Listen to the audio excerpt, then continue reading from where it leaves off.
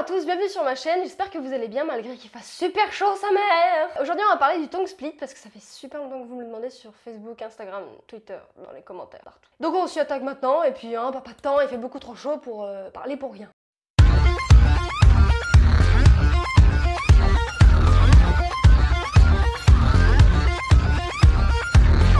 Pour les origines, à la base c'est une procédure assez répandue chez les yogis Hatha et Kumbhaka. Ça s'écrit comme ça. J'ai pas fait plus de recherches que ça parce que ça m'intéresse pas de ouf le yoga. Et en fait le principe de se couper la langue pour ces yogis c'était d'ensuite la tirer, la traire en fait pour l'agrandir, pour pouvoir ensuite la retourner à l'intérieur de sa bouche pour pouvoir toucher sa glotte. On est sur un délire voilà. Afin de pouvoir ressentir les énergies, sceller le cycle d'énergie et comprendre les mouvements. On est sur un délire voilà. Après plus tard dans la tradition christianiste, la langue de serpent a été associée du coup au serpent et du coup à Satan. Le tongue split a été réalisé la première fois de manière moderne par Dustin Taylor qui était une perceuse de 19 ans et qui l'a fait avec la technique du fil de pêche, dont on vous reparlera un peu plus tard dans la vidéo. Spoiler, il faut pas faire ça, du tout. Elle a fait ça en 1996, il n'y avait quasiment pas d'informations là-dessus, elle a fait ça par manque de moyens donc on lui pardonne, il n'y a pas de problème. En 1997, elle fut représentée dans le livre de Fakir Mufassar, Body Play Magazine. On parlera un peu plus tard de ce monsieur, notamment quand on va s'approcher des modifications lourdes et extrêmes, et on en fera un portrait, promis, je verrai.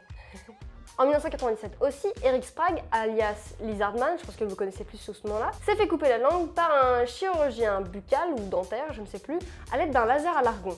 La même année, Shannon Larratt réalise aussi cette procédure de la même façon. Pour ce qui est de la première procédure au scalpel, il semblerait que ce soit Blair, un bodemodeur de la même époque, qui l'ait pratiqué d'abord sur lui-même et ensuite sur Philippe Barbossa. Oui, comme le pirate de Pirates des Caraïbes. Qui était un homme particulièrement modé, surtout sous la ceinture. La plupart des gens qui sont très modés, vous ne les voyez pas, les modifications. Et qui avait signé avec BME pour devenir photographe du magazine. On parlera plus en détail de tout ce beau monde et de BME dans une autre vidéo. Maintenant, on va passer à la procédure et à la douleur. D'abord, gardez bien en tête qu'on fait toutes les procédures de bod mode sans anesthésie parce que c'est illégal. La seule personne habilitée à faire une anesthésie, c'est un anesthésiste. On dit en théorie parce qu'il y a déjà des bodemodeurs qui ont utilisé des anesthésiants en secrète, mais on va rester dans le cadre de notre sainte loi française et nous rentrons donc dans le vif du sujet. Sérieusement. Il existe plusieurs procédures plus ou moins répandues. La première étant bien sûr celle au scalpel, et les autres étant bien sûr à proscrire. On tire votre langue juste après avoir défini jusqu'où on coupe, et ensuite on tient votre langue, les deux parties de votre langue du coup, avec des pinces. Généralement on demande à une tierce personne, c'est-à-dire un collègue du bodemodeur pour tenir les pinces, parce que votre force ne sera pas suffisante pour maintenir les pinces tout le long de la procédure, étant donné que vous allez avoir mal aussi. Ensuite, avec le scalpel, on va gentiment découper du fond de la langue jusqu'au bout, à partir du point que vous avez défini entre vous. Et ensuite, il ne reste plus qu'à faire des points de suture et le tour est joué. C'est fun, La procédure dure entre 30 et 60 minutes, si on oublie les éventuelles complications, qui n'arrivent que très rarement. Les points sont à enlever ensuite 7 à 10 jours après la procédure, parce qu'on n'utilise pas des points autorésorbants pour limiter les risques d'ingestion. C'est pas hyper dangereux non plus parce qu'ils désagrègent, mais ça peut être désagréable et ça permet aussi au bodemodeur de vérifier l'avancée de la cicatrisation. Certaines personnes possèdent un frénolum ou frein assez long ou gros pour gêner la procédure du split. C'est pour ça qu'en amont, on pratique une frénectomie. Une ablation du frein, en langage commun. En fait, on l'enlève pas complètement, on le réduit juste, histoire de pouvoir tailler dans le lard plus facilement en fait. Simplement, et avoir un split plus long si c'est ce que vous voulez. La frénectomie est une procédure assez répandue dans la chirurgie générale, si je puis dire, enfin plutôt buccale. C'est une procédure qu'on fait en cas de gros problèmes de diction ou de mouvement de la langue. Voilà, donc c'est ce qu'il faut faire chez un professionnel, un vrai bodemodeur, avec une chambre stérile, des instruments stériles et un suivi sérieux. Voilà, Maintenant, on passe à ce qu'il ne faut pas faire du tout. Oui, parce qu'on a vu ça passer et que c'est vraiment très dangereux et super con. Dans cette procédure, on commence par faire un piercing à la langue. Une fois le piercing cicatrisé, on va passer un fil de pêche, comme Dustin Taylor, à travers le trou et on va faire un nœud et serrer petit à petit pour couper la langue en deux. Voilà, je vous laisse imaginer un petit instant. Cette procédure est assez dangereuse parce que souvent pratiquée en homemade, donc toutes les règles d'asepsie, de stérilisation et d'hygiène ne sont absolument pas appliquées, pourquoi faire? Et en plus, les résultats sont assez aléatoires, sans compter le fait que c'est hyper douloureux et très long. Pour l'amour du ciel, allez chez un bodemodeur compétent, même un perceur ou un tatoueur compétent pour vos procédures ou vos pièces. C'est pas seulement une question d'esthétique là, il en va de votre santé. Le porte-monnaie, ça devrait pas être la première raison pour choisir un bodemodeur. On est d'accord là-dessus? Si à un moment vous tombez sur un bodemodeur caca, parce que ça arrive, il y en a, vous risquez de vous retrouver avec une ou des langues ratées, infectées, pas belles en fait. Voilà, mal faites. On a aussi vu assez récemment une procédure dans laquelle le bodemodeur cotait cautériser la plaie avec un fer rouge ou un laser. Comment dire?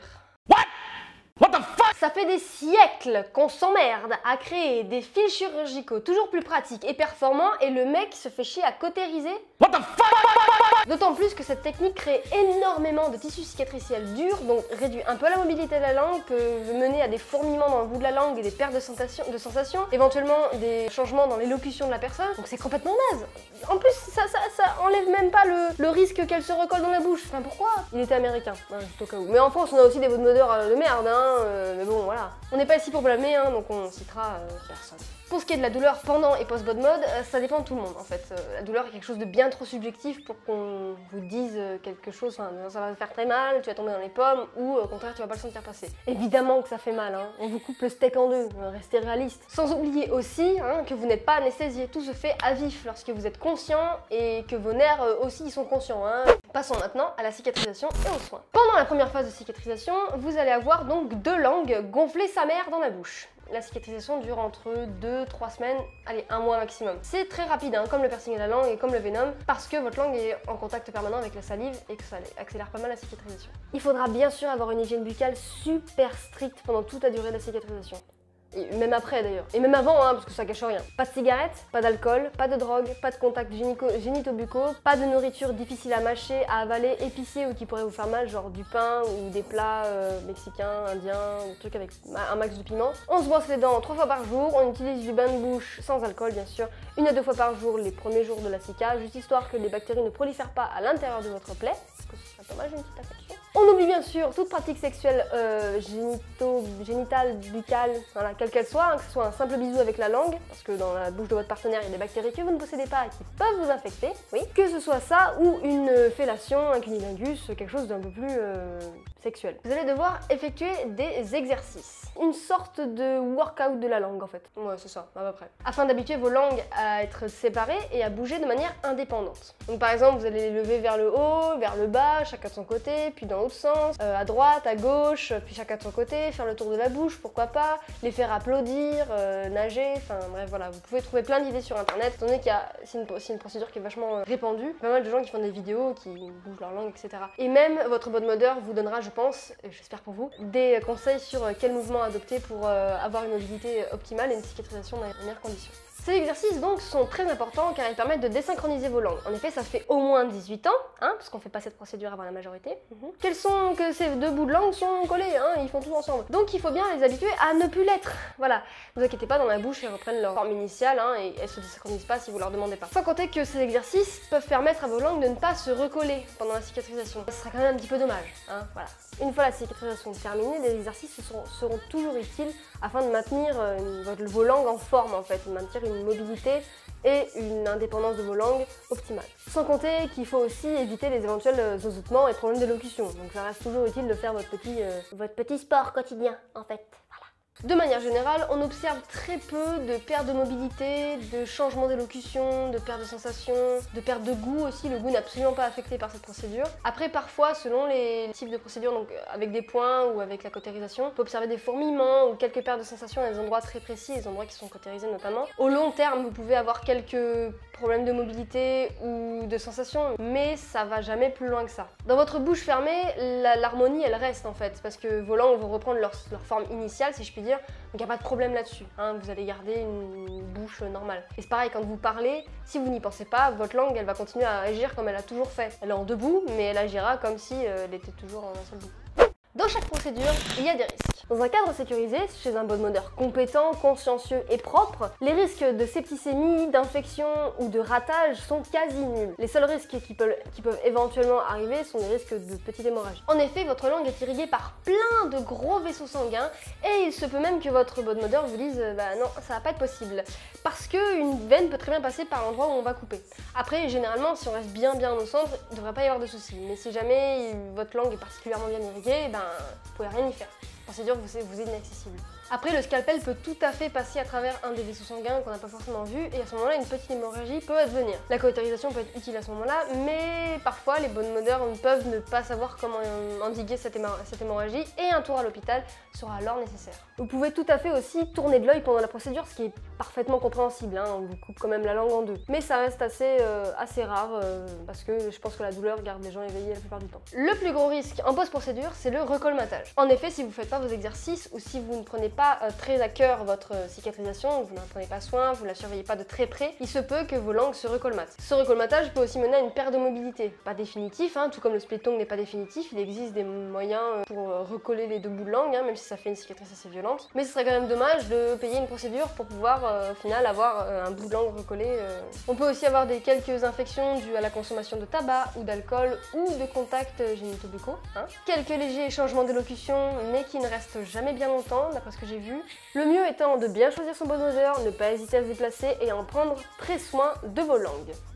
Pour ce qui est du prix, ça dépend bien sûr de votre bone odeur. Pour vous donner une fourchette, un râteau, hein, un rat ta gueule. Ouais bah tu finis ta vidéo toute seule alors. On me pas les couilles moi.